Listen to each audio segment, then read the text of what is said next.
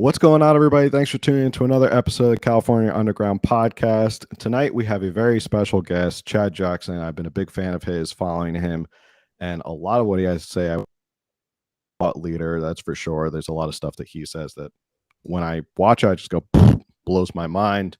We're very lucky to have him tonight. Chad, how are you doing tonight? Thanks for coming on the show. I'm very good. How are you? I'm doing great.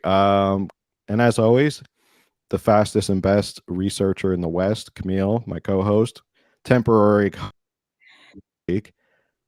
How are you doing tonight? I'm good. I'm not sure how to handle just being the co-host, though.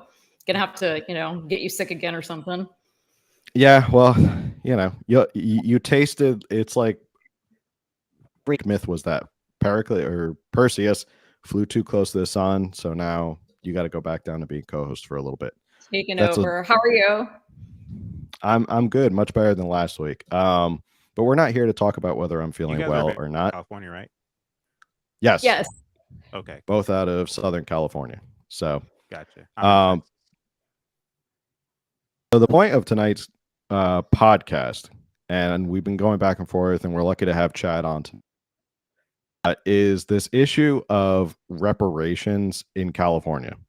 And it's been sort of a hot topic. It's definitely been a hot button issue here. There's been a lot of numbers thrown around of what they're trying to propose. There is a task force right now in Sacramento. There's another task force which is also proposing their own plan. So we want to kind of open it up, Chad. I guess we'll just start off the question right off the bat. Have you heard about reparations in California? And do you have any initial thoughts about the topic at hand? Yeah, I have heard about the task force, the various task force that are popping up, not only but around the country. And you'll find that as we get closer and closer to the 2024 election, more reparations talk will, because the thing that happens often, especially during the time election season rolls around, these controversial topics become all the more, uh, so as to galvanize people for votes, and particularly Black people. The Democrat Party in particular understands that one of us is that coveted Black vote. We as Black folks vote 90+% for Democrats, and the reason Blacks do that is because Blacks are conditioned to believe that the Democrat Party is on this, person, and so a lot of talk in the Black, social sphere over reparations. A lot of Black people believe that reparations, because of the rhetoric coming out of, programs like the Breakfast Club with Charlemagne, Black economists like Claude Anderson. You also have um, Black kind of manosphere influencers like Tariq Nasheed, and a lot of it is talked about in, you know IG accounts like the Shade Room, and a lot of Black people consume this kind of content, and so it's becoming all the more. Uh, again, it's one of those things that's all the rage, and so they, the Democrats, they understand that to the extent that Black people care about this kind of thing, um, they had better get ahead of it and put together some remnant of a reparations package that would help to kind of keep that loyal vote coming. And so again, it is my judgment that as we get closer and closer to the election, you'll see a lot of it happening.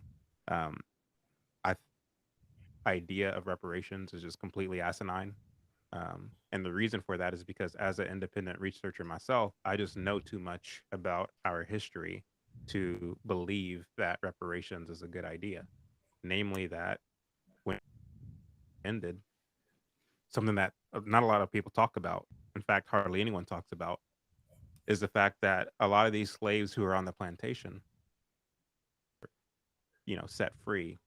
A lot of them receive monetary resources and land from their former masters, um, notwithstanding like anything that was coming out of the federal government or any kind of mandates or regulations that were imposing on these masters. And also, it's important to note that a lot of the children of former slave owners in the late 1800s were going into their own pockets and donating colleges and universities and black schools.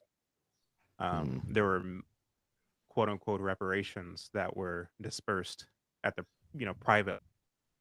And so again, when you look at the trajectory of Black America from the end of slavery to around about the 1960s, Blacks were trending upward, and literally, and it was only after the 1960s where Blacks began to trickle downward, and that's a different story entirely. But again, this idea of reparations is predicated on a revisionist history, a lot of false history, ignorance altogether.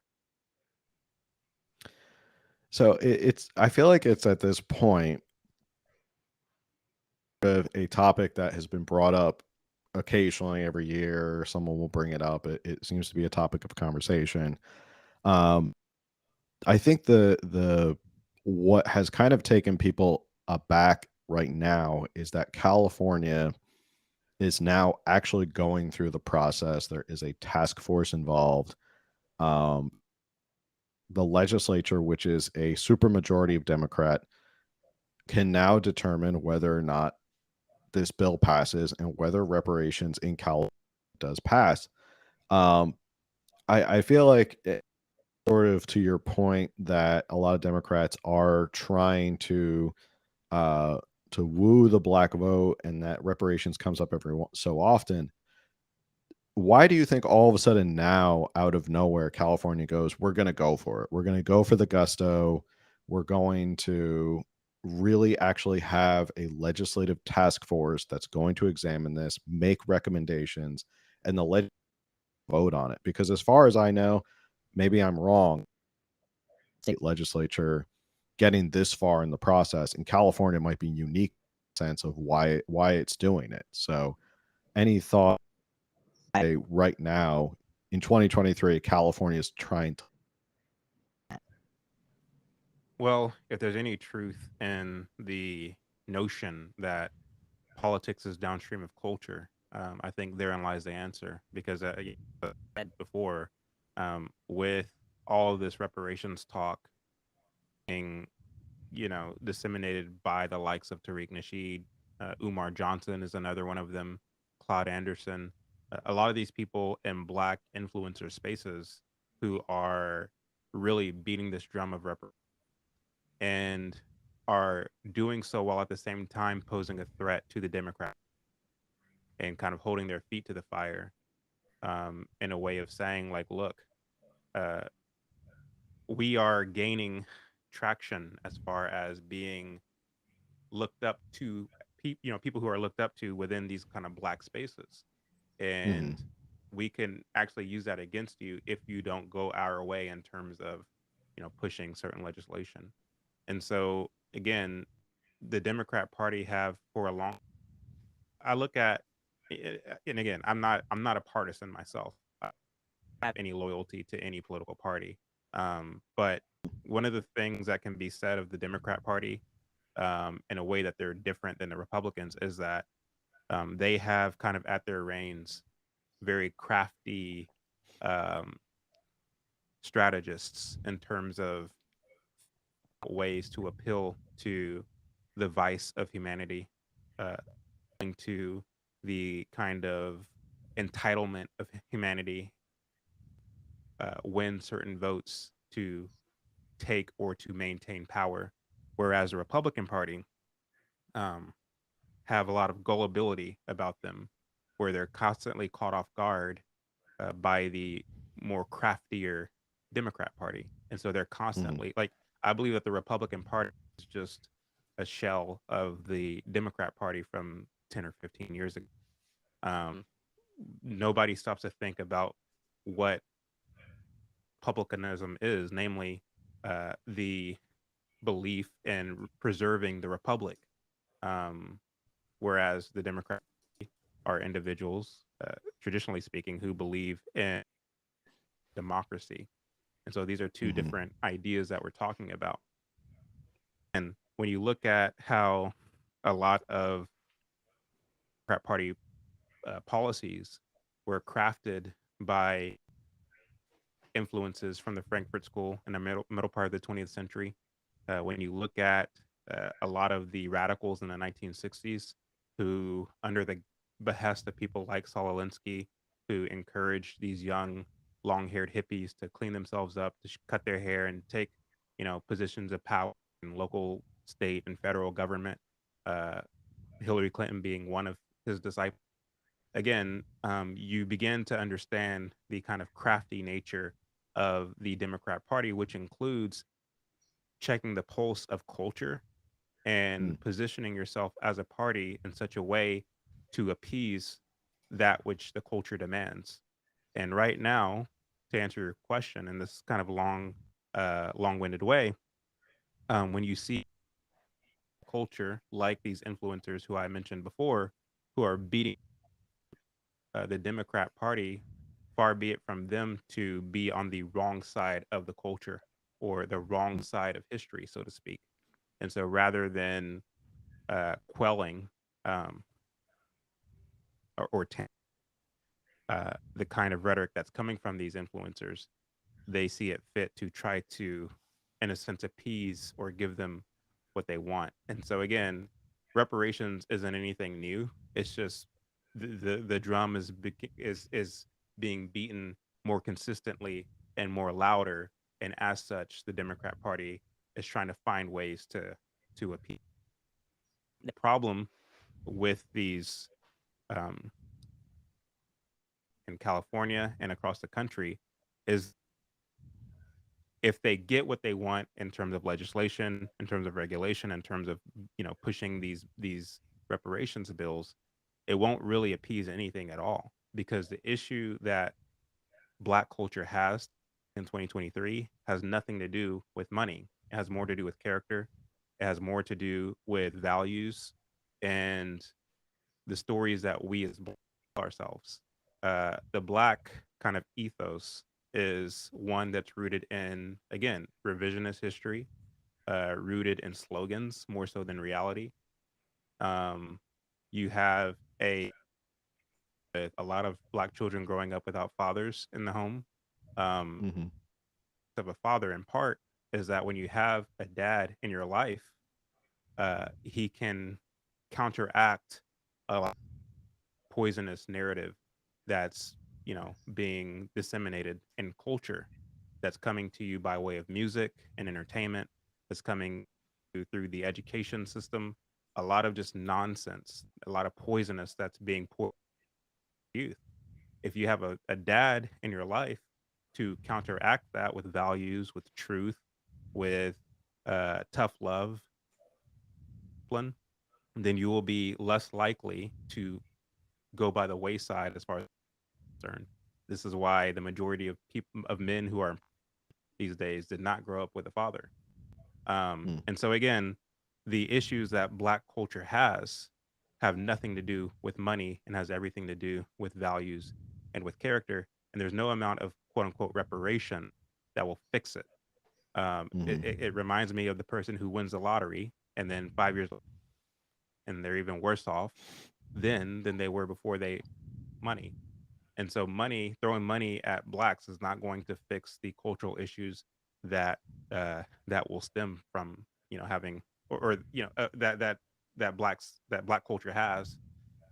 To make matters worse, once this money is thrown at the issue, you'll find that Blacks will be worse off, and then will be better more reparations because the first time wasn't enough, and so it'll become this kind of thing where it's quadruple down, so on and so forth, well into the future.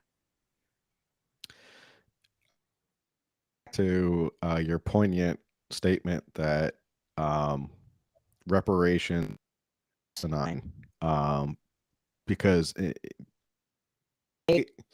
as California is proposing or going through their process with their task force. There was a number that was floated, and they're now trying to back off of this.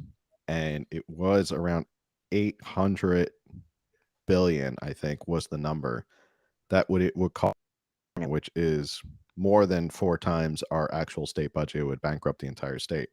But even crazier, if we're going to go down the road of what is asinine, that's not common sense, San Francisco, not to be outdone by Sacramento, of course, where they proposed $5 million for every San Francisco. It goes as far as to say they want a stipend to kind of equal out incomes of Black residents. I believe what they did say was that they want for 250 years, they want these benefits to continue, as sort of a way of saying, as for the 250 years there was slavery, 250 years in San Francisco, that you're going to get reparations. So I guess to your point about how asinine it is, expound on that, and based on that information, why that's not going to help, and why, you have these task forces are throwing out these crazy numbers, and in the end it does nothing to solve any issue of whether it's racial inequality or any sort of social justice or anything like that. Well, I think, well, I know uh, the whole objective of this whole reparations talk and just the craziness that you just talked about, $1 for 250 years, is just ridiculous. Obviously, just economically, but I think that the engineers of these kind of know that it won't work out, and they understand too that the black quote unquote struggle, be it civil rights or what have you, decision point for more to come. Because the next, okay, and I think they're already doing this in at least some parts of California, where if you are trans, you get a check or something like that. Um, Objective is to now say, okay, well, blacks are getting their reparations. This other group was, you know, um, had to suffer some kind of oppression or some kind of issue as well in the past, and they are reparations. And now this other intersectional group is also due for reparations. And what tends to happen, I think Tucker Carlson did a story on this with regard to homelessness in California, where you had these law firms were who partook in the kind of passing of laws, around the idea of homelessness, that seemed from the surface uh, to be in which seemed from the surface to intend to help with the homelessness situation, but the net effect of it was to actually make the situation worse, because they understood that by making the situation worse, it will create fodder necessity to advocate for housing and to funds for housing. And whenever you get those funds, you get these companies who get these contracts, and then they get money. And it just creates this kind of way to kind of stream money into the pockets of these politicians and so on and so forth. So these are the kind of long game that they play. But when I look at reparations, I see it as a kind of sophisticated way of getting to a kind of socialist state. And what I mean by that is, when you look at this whole concept of, you get a monthly or annual stipend, which is supposed to take care of all your needs, which is supposed to be some kind of payback for your past struggles or the struggles of your ancestors. What that does is that de-incentivizes creativity, that de-incentivizes work, that de-incentivizes the conventional means by which one provides for themselves. And at the same time, is that expands the role of government in your life. Um, and so when you look at socialist ideology, Marxist, communist ideology, the whole concept is you don't own anything. The state owns everything. The government owns everything. The people, by way of the state, owns everything. Mhm. Everybody puts in and everybody gets out from each according to their ability to eat. And there is still a large segment of the American population who rejects Marxism on its face and convince them to go for Marxism socialism. You can, however, emotionalize them to go for certain other things that don't smack of socialism or Marxism from the surface. However, socialism and Marxism lies underneath the surface.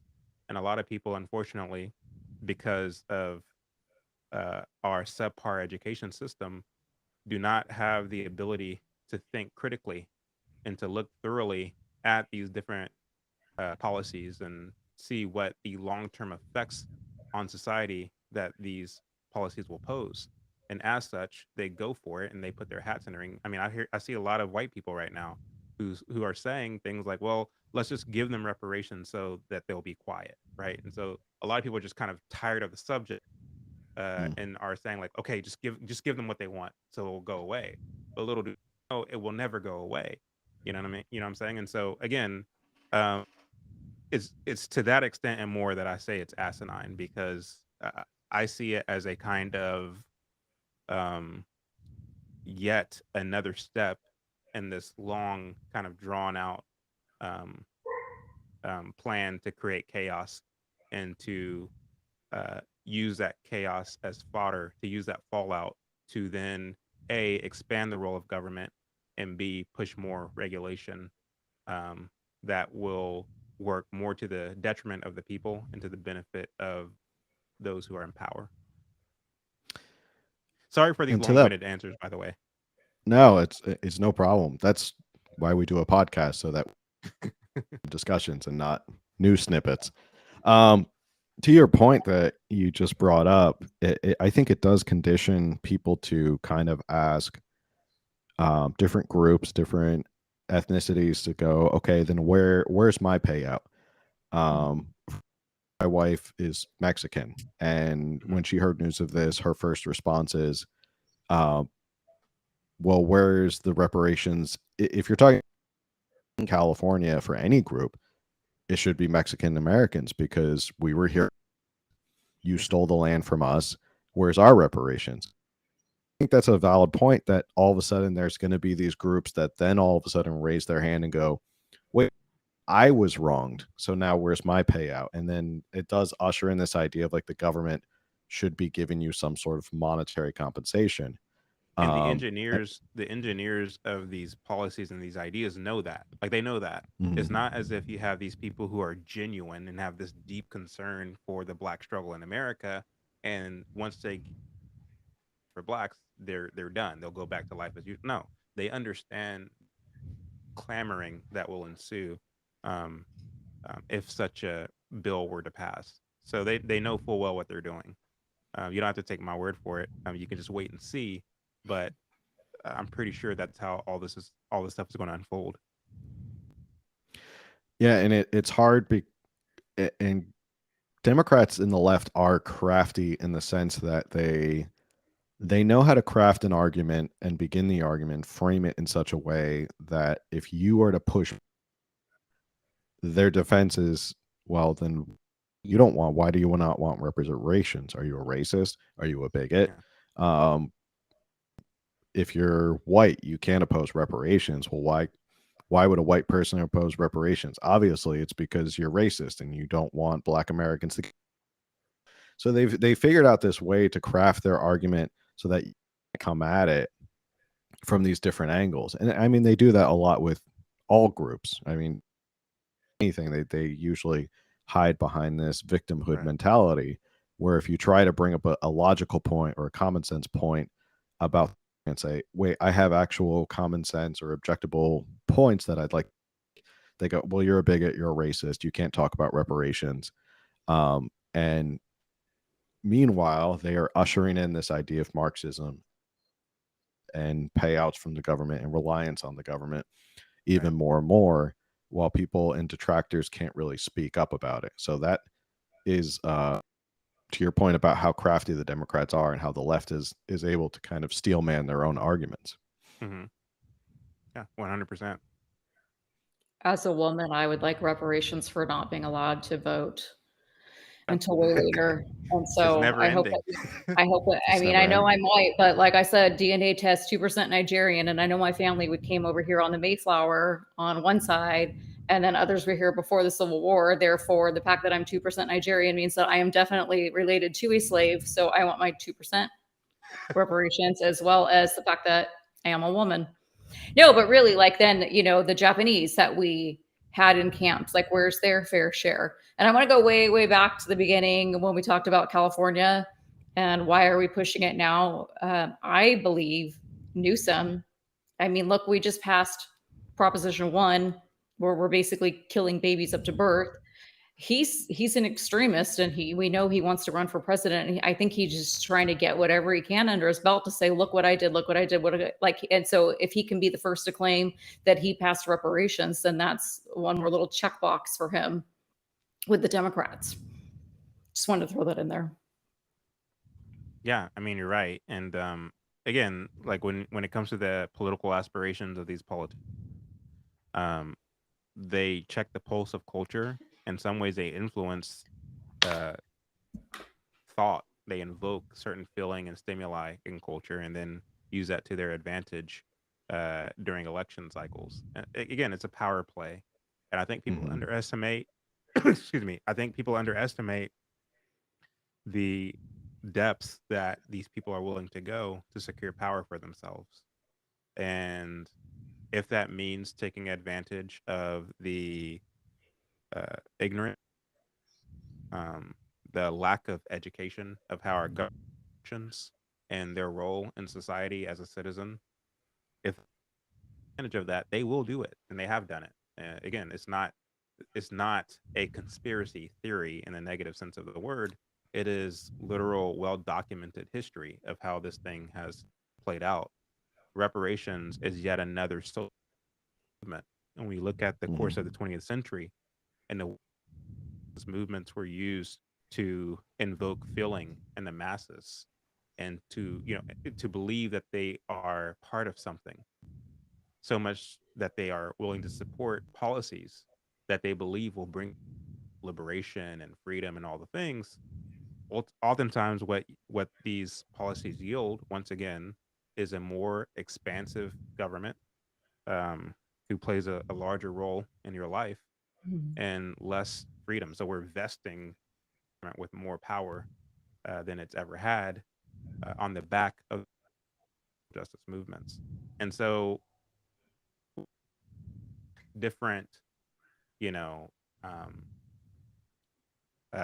programs that when we study, like political science and social science and all these things, we think that these are just cool things to think. But the reality is,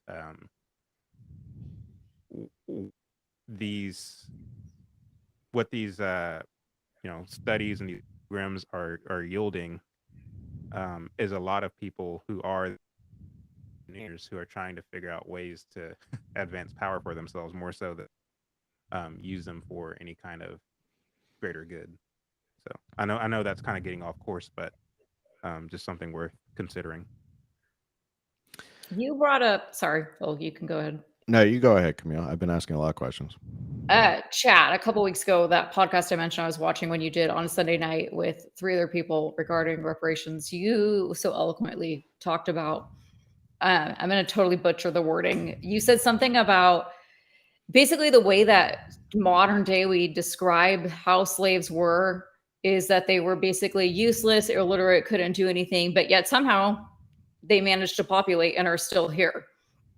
And one thing I was reading was that when slavery ended, right away, teachers, and they said black and white teachers from the North immediately came in and started educating them how to read, how to write, and even training them to get different jobs.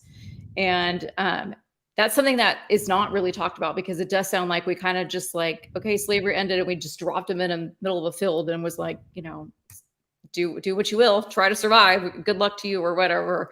But like you said, they were given land and money at the time, and were given, and they so we have this idea of like they were so illiterate and stupid and useless the way that we're being talked about. But no, they were reading, they were writing, they were starting businesses. And even you mentioned earlier, they were thriving until the 60s. And I was reading about as they started to head west, they were like in Kansas City, I believe, they had like thriving Black communities. And then even California, they started to make their way out here eventually, thriving communities. And so then, do you mind touching upon kind of the 60s? I know that's a whole thing, and I did watch Uncle Tom, but if you want to throw a few things out there.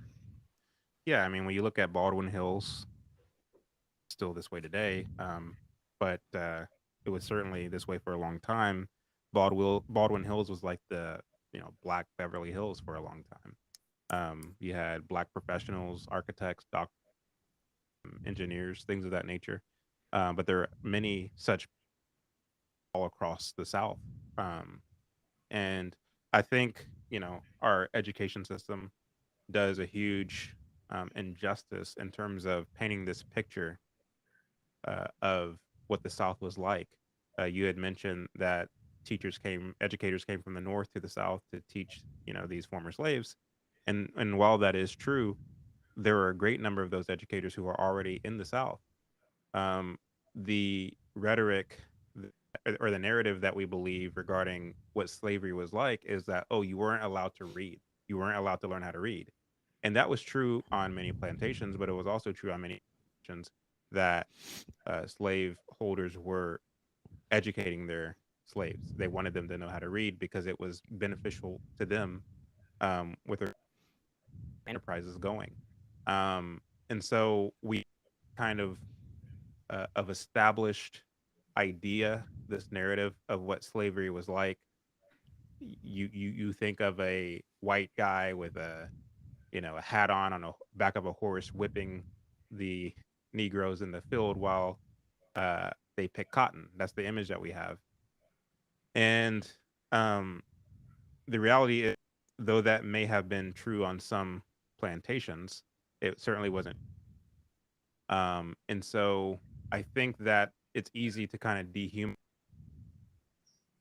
people who lived long ago when you weren't there to kind of witness it yourself. And so we're only left to do our own research. I mean, Camille, Phil mentioned that you are a researcher for for his podcast. I myself am an independent researcher, and so I spent a great deal of time poring over archives and correspondence and reading things to have a better understanding of the past, because it's to that extent that I can begin to understand what it was really like and a solid conclusion versus just going along with the narrative. And so, again, I mentioned earlier that from the end of slavery to around about the 1960s, if numbers count for anything, and use numbers as a good barometer or as a good pulse Black America was like, again, trending upward in terms of entrepreneurship, in terms of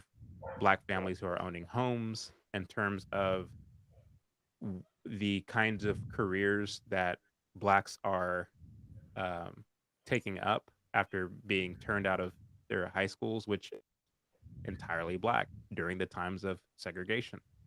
Um, Thing, then it's the narrative that Blacks thrived despite the odds. And not only Blacks, but if you look at the Irish, who weren't exactly welcomed everywhere, if you look at the Italians, who weren't exactly welcomed everywhere, if you look at the Hispanics who weren't, and the Asians who weren't, I mean, again, we have this narrative that only Black people have ever suffered in America, and it's completely false. It's just on its face false. Um, it's important to pay attention to Soviet Union Communist Comintern, who wrote in length about ways in which to use racial animosity to bring the West to its knees. This is well documented, specifically the 1928 Communist Comintern, that addressed the question of what do we do about the fact that a lot of these Southern Negroes are beginning to themselves very comfortable lives these Negro workers. They were right over the fact that were beginning to unite with ordinary white Americans, and they didn't want blacks to unite with ordinary white Americans. They wanted them to uh, imperialism and unite instead with the white communists. And so they would go out of their way to try to create animosity between blacks, going so far as to even um, um, influence the communists and to burn down churches and to frame it as if to say, look, these white Southerners did this because they don't want blacks to be successful. Again, all this stuff is very well documented.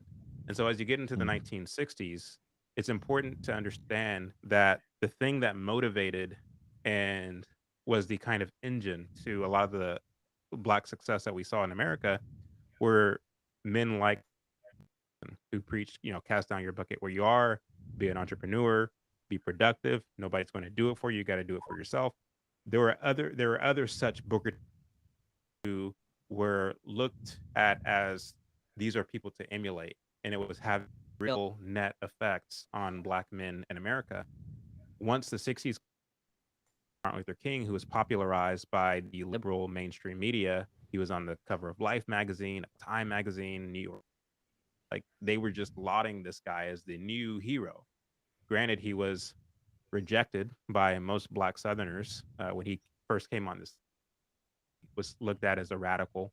The NAACP equally had a hard time, or similarly had a hard time, really growing a following in the Negro South. In fact, the National Baptist Convention, which was a conservative, black institution, 8 million members, whereas the NAACP at the same time boasted only 250,000 members. And so that kind of gives you an insight into where the black mindset, the way in which to be successful. They didn't go the NAACP way, which was rooted in socialism. They went instead the National Baptist Convention way, which was rooted more in Americanism and traditional values. And so when Martin Luther King came on the scene, he challenged the National Baptist Convention, which was head named Joseph H. Jackson. He tried to oust Jackson as the president of the National Baptist Convention, but the blacks overwhelmingly supported Jackson over Martin Luther King. And so in retaliation, King, by way of Stanley Levison, who was a communist advisor to King, started something called the Progressive National Baptist Convention. And when that didn't do very well, they started the Southern Christian Leadership Conference. So the SCLC was created because he rejected King and his program. But again, he was made popular. He was popularized by the progressive media, and he was made a hero artificially, and then it took off organically after the fact. But again, it's like this. The reason I say all that is to say that it was a breakaway. Like King's rhetoric was a breakaway from Booker T. Washington, where Booker T. Washington taught you to cast down your bucket where you are, be productive. Nobody's going to do it for you. In a very charming way, the spirit of bitterness. For example, I think of the To America speech. Whites are living in this land of plenty. Never mind the fact that you have Appalachian. Never mind the fact that you have poor whites who were at the same time picking cotton while blacks were picking cotton. There's pictures of this. This is well documented. Whites, not every white person had it so easy. But according to King's speech, they did. They're living in a land of plenty. They have all this privilege. As blacks are living on a lonely island of despair, they can't find jobs. This, that. And the speech was delivered perfectly.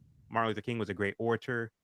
He was very easy on the eyes, and so it was convincing, and a little too convincing because, again, what the civil rights movement did was it invoked this kind of bitterness and spirit of entitlement.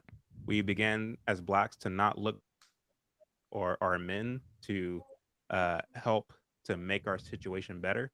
We chose instead to look to what the government is willing to do by way of legislation, by way of the voting booth. And you saw a rapid decline after the 60s. It's important to also note that going into the 70s, you had a lot of quote unquote liberation movements, be it the hippie movement, the free love movement, the Black Panther movement, a lot of Black militancy movements, in fact, which were charging young people to rebel against the adult society. So the baby boomers were very problematic in that regard. They decided to kind of go their own way and to break from traditional values.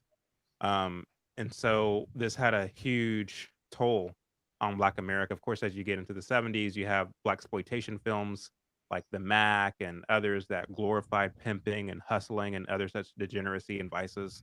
Going into the 80s, you had, in the 90s, you had the population of gangster rap, gangster hip hop, while at the same time, you have an influx of Black women having babies out of bed. And as I said earlier, when you don't have a father to counteract what's going on in the culture, of course, it's going to have you're going to see an influx in crime and gang activity, so on and so forth, which brings us to the present.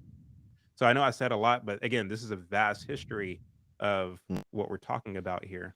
Um, and again, no reparation is going to fix that because that's not the problem to begin with. Is it too late at this point?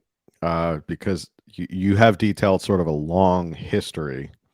Is it too late at this point to win back the culture with good ideas and speakers like yourself to kind of talk about these issues?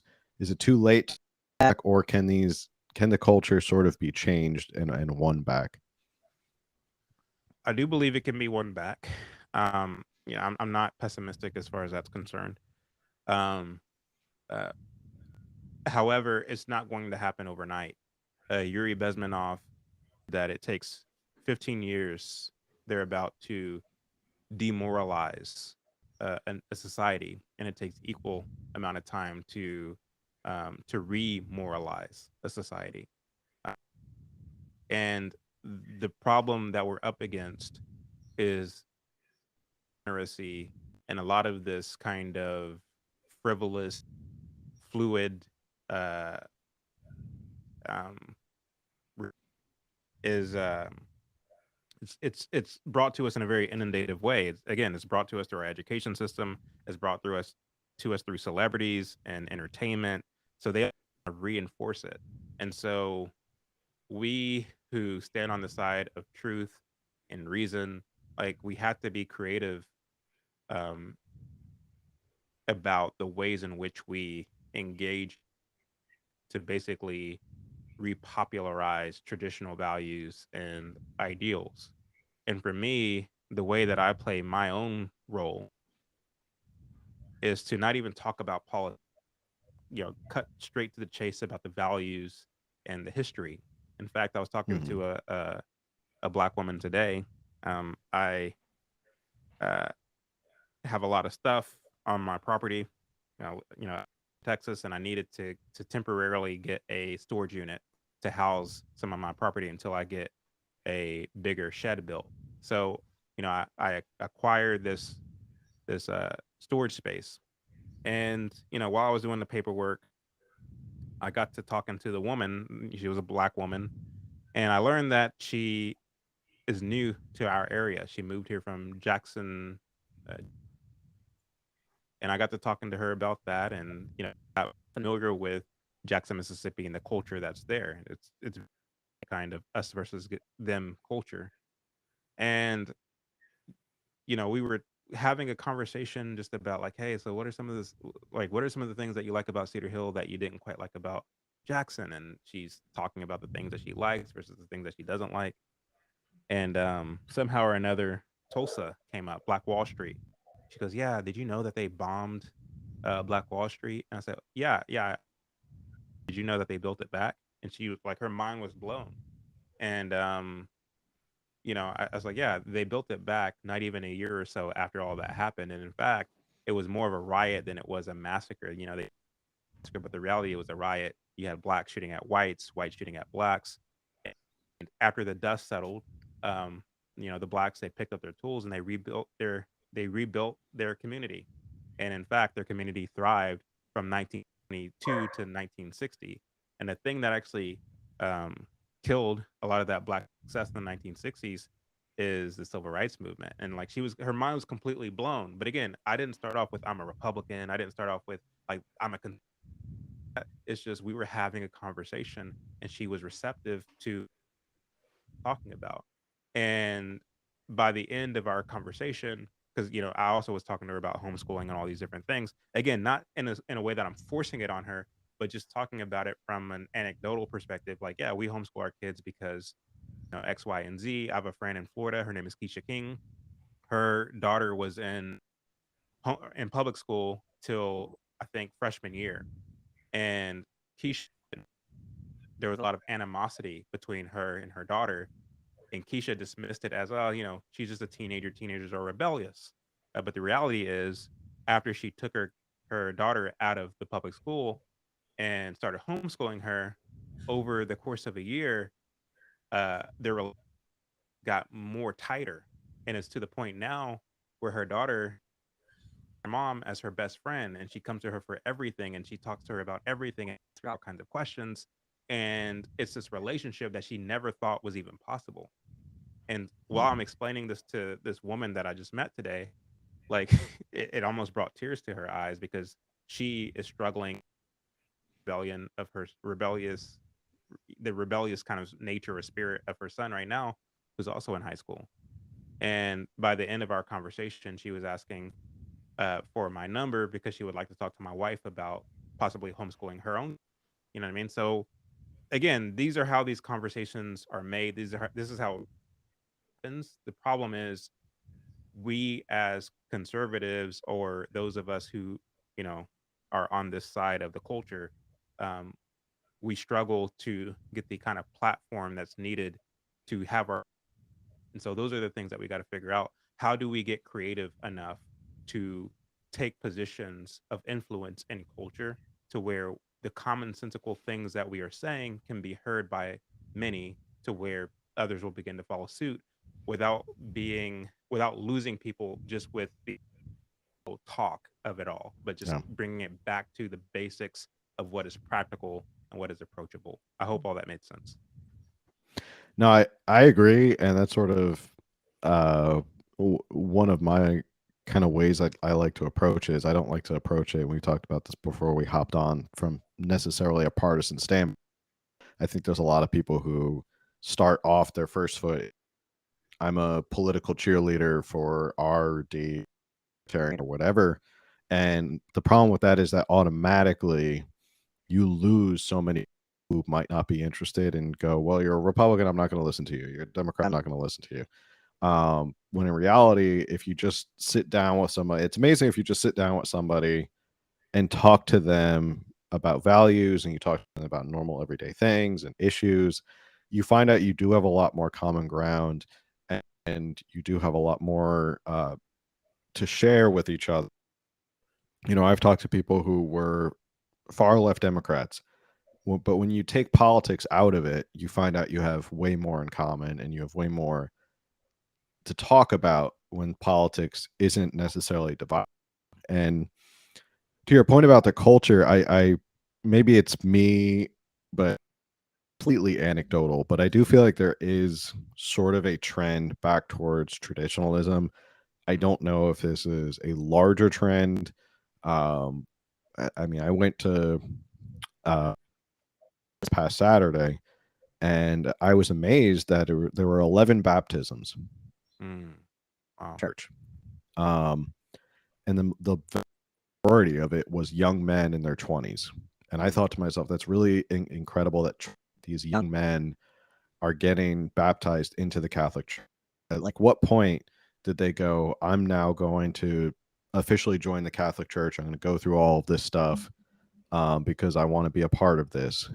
You see different podcasts that are starting to pop up with talk of more traditional style of living, and more I guess a return to these ideas. So maybe it's just me anecdotally, I don't know if you agree with me or not. I feel like there's an undercurrent in our society right now where there is sort of a return to and maybe it's because we've swung so far in one direction in terms of consumerism, instant gratification, in terms of disposability of our lifestyle, of love interests, of we can bounce a person. I'm done with this person. I'll just go on my phone and swipe right on somebody else, and I'll get to the next person. So maybe that there is sort of that undercurrent right now. Thoughts about that? If you agree with me, or if you see it as well, and maybe there is sort of a tide turning right now. No, I agree with that 100%. I mean, I see it a lot myself as well. Part of me, and it is encouraging to hear you say that, being in California, because to the extent that I see it, I do just kind of chalk it up to, okay, I am in Texas, and so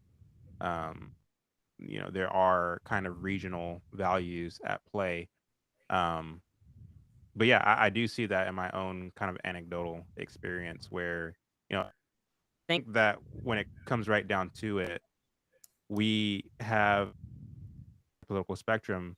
I mean, of course, you have your extremists, and I think the social media element kind of, it is misleading in terms of the impression that it leaves on us in terms of what, if a person calls himself a Democrat, the kind of um, the kind of things that we believe in terms of, well, what they believe, when in reality, if you talk more often than not, you'll find that a lot of them do have common sense, but the fact is the individual is smart, the group or the crowd is very dumb. And what I mean by that is, uh, there is a between how people think when they think alone versus how they when they're influenced by the group, because we hold ourselves to certain that we believe are culturally acceptable, um, that deep down we know are just wrong or foolish, Hmm. And so, again, like, I think there is to the extent that I think that there is a trend toward values, it has more to do with the fact that people are encouraged or are influenced by certain individuals who they see kind of unapologetically and unashamedly standing on those values. Particularly with Black folks, there was the late Kevin Samuels, who talked a lot about relationships and talked a lot about, um, you know, w- the traditional woman versus the modern woman, the modern man. And he had this skill, this way of making the traditional woman seem more desirable, and making the quote unquote modern woman look more like a kind of laughing stock, with the fake eyelashes and the fake everything, and wanting to uh, uh, appeal to just by way of eye candy versus what they have above their shoulders, um, and basically bringing men to task in terms of, look, you're busy trying to score more so than find a wife, but in order to find a wife, you have to make sure that you're a husband. And so he made these concepts of traditional values seem cool and seem attractive. And there were a lot of, like, he had a lot of tangible results from the kinds of things that he talked about. There were things that I disagreed with him on, but I can, give honor to whom honor is due in terms of, you know, um, the kind of things that he talked about. And the reason I bring him up is because I think before he passed away, he had close to 2 million subscribers on YouTube. And anytime he went live, he had like 30,000 people watching him at a time. And so for someone with that degree and that degree of influence, saying those kinds, that's noteworthy for the culture. Um, because people are listening to what he's saying, and it's causing them to reflect on themselves and their own lives, the things that they take for granted versus the things that they, yeah. So anyway, um, but yeah, to answer your question in my own, long-winded way, is I do see a trend to values, but my hope as a Christian is that those values are rooted in biblical principles and not just, well, let me, kind of resubscribe, if you will, to traditional values because I feel like I'm going to get something out of it. You know what I mean? Like, yes, we Mm. we do something out of it, but we should also do something, do things because it's morally right. And I feel like my understanding of scripture and of the Bible is that as Christians, we are to have in Christ this kind of peace that surpasses understanding. Well, what does that mean? A peace that surpasses understanding. Well, what that means is uncircumstantial peace. In other words, even if life isn't going great, even if you're doing everything right, but yet, your wife divorced you, your dog died, you lost your house, whatever, in Christ, you have a peace that surpasses understanding. And so your circumstances shouldn't define you as much as Christ defining you. And if Christ defines you, if Christ is your Lord, then that means his word is supposed to shape how you live. And so, regardless of your circumstances, it shouldn't take away your integrity. It shouldn't take away your steadfastness, your perseverance, your dignity. You shouldn't compromise your morals because your circumstances change. Um, so anyway, I know I'm rambling at this point, um, but yeah, I do see a trend toward values. I try to, with my own voice and with whatever platform I have, ensure of those values being rooted in biblical principles and not just being rooted in practical or pragmatism, if that makes sense. Yeah, absolutely. So I mean, it's up to people with platforms to kind of keep continuing to talk about it. And I think when I bought different podcasts and different shows and stuff like that, and I start to see sort of an underlying current of people saying the same thing or trending in a certain way, that sort of triggers in my mind a pattern of what people are going after or what is trending in society. So it may take a while to get there, but Hmm. maybe because I'm keeping an eye out for it, it's different, and maybe I see it a little bit more. We are coming up on an hour, and I want to be your time and respectful of your time. So with that, there any final thoughts regarding? I mean, we kind of meandered all over the place, which is fine by me. On the topic, or anything you'd like to say before we sign off for the night? Yeah, I mean, just to echo what I said earlier, that I feel like with this reparations talk, it it sounds good. It offers for many people a kind of instant gratification, and it's predicated on revision history, on false history and false narratives, and with critical theory and all these things, which presumes that there is is at play that keep black people behind, and as such of there are steps that can be made early to make a right, that which is wrong. Again, my biggest point is that, well, no, that that that will never happen. The government cutting you a check will not make things right because, again, your premises are wrong. And so, again, like, my biggest takeaway is that there's cultural issues at play, and I can't beat that drum enough. Mhm. And unless and until we set ourselves on the journey of addressing and at least talking about those cultural issues, without blaming racism, without blaming the white man, without blaming someone else, but looking at our own selves, reflecting on our own selves, unless and until we're willing to do that, we're never going to see any kind of upward trajectory. Because to the extent that you blame someone else for your own problems, the source kind of goes uh, unaddressed. And so long as the source is unaddressed, the problems will fester and worsen. Yeah. I'm only interested in real solutions to problems. First of all, acknowledging the real problems, and then second of all, moving on to a solution. A very solutions-based thinker, and as such, I don't have time to focus on racism that's not there. I don't have time to focus on, you know, a problem that never existed. Um, But again, there's something to say for the fact, once again, that the majority of men who are in prison are without fathers in their lives. There's something to say about the fact that, again, to the extent that Black youth consume a lot of, culture through music and through entertainment that reinforces and glorifies degeneracy and thugging and gangbanging, to the extent that they consume that and don't have a dad in their lives to counteract that with truth and with wisdom, the problem will only get worse. Amount of reparations that will fix that. And it's sad to see that there's not enough academics, there's not enough celebrities who are addressing the real issue. But we can't wait on them to address the issue. Use our own voices to do it if nobody else is willing to.